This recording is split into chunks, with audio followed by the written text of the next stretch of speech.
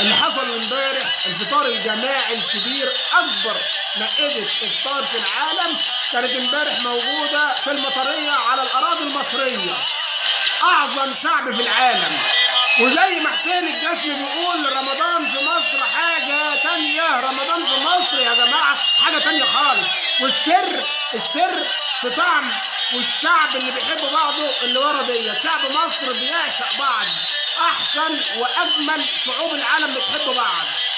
شعب مصر شعب عظيم، وامبارح كانت تحفه.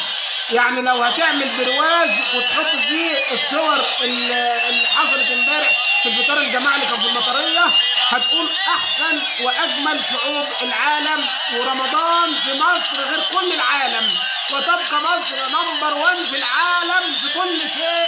وبحبك يا مصر وبموت في شعبك الجميل، ورمضان كريم على كل الشعب المصري الجميل. ورمضان في مصر حاجة تانية خالص.